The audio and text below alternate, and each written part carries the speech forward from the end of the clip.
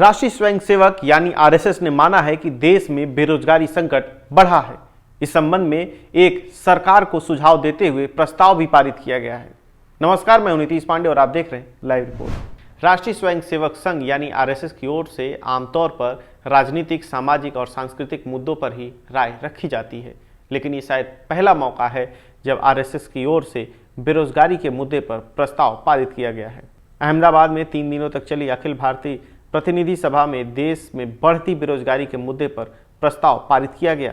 इसमें सरकार और समाज से अपील की गई है कि उन्हें साथ मिलकर एक ऐसा आर्थिक मॉडल तैयार करना चाहिए ताकि नौकरियां सृजित हो सकें। आरएसएस के प्रस्ताव में कहा गया कि कोरोना के बाद बदली स्थिति में यह और भी जरूरी हो जाता है कि रोजगार का तेजी से सृजन हो।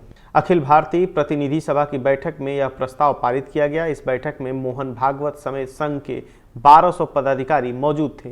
यह बेहद खास है क्योंकि बीते 7 सालों में संघ की ओर से परिवार व्यवस्था, भाषा, राम मंदिर, बंगाल और केरल में हिंसा, हिंदू और मुसलमानों की आबादी में बढ़ते असंतुलन जैसे मामलों पर ही प्रस्ताव पेश किए जाते थे। प्रस्ताव पेश करते हुए आरएसएस के सह कार्यवाहक दत्तात्रेय ने कहा कि कोरोना के चलते लोगों की आजीविका पर भी संकट आया है।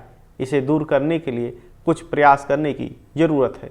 उन्होंने कहा कि हमने प्रस्ताव पारित किया है। हम भारत और उसके लोगों के सामर्थ्य के बारे में जानते हैं। हमें पता है कि किस तरह से आत्मनिर्भर बन सकते हैं, लेकिन इस पर अमल के लिए हमें कुछ प्रयास करने होंगे। यहाँ तक कि एग्रो बेस्ड और हैंडीक्राफ्ट जैसी चीज़ें भी देश में रोजगार सृजन का माध्यम हो सकती हैं। संघ ने अपने प्रस्ताव में रोजगार सृजन के लिए भारतीयता पर आधारित आर्थिक नीतियाँ लागू करने की भी बात कही। प्रस्ताव में कहा गया कि हमने देखा है कि कैसे पलायन के चलते चुनौतियां खड़ी होती हैं। ऐसे में हमें अस्थायी विकास के मॉडल की ज़रूरत है। हम चाहते हैं कि विश्वविद्यालय, छोटे बिजनेस और सामाजिक संगठन साथ में आकर इस समस्या को दूर करने के लिए साझा प्रयास करें। आरएसएस द्वारा इस प्रस्ताव के पारित करने के बाद से पूरे देश में इस बात की जमकर चर्चा हो रही है।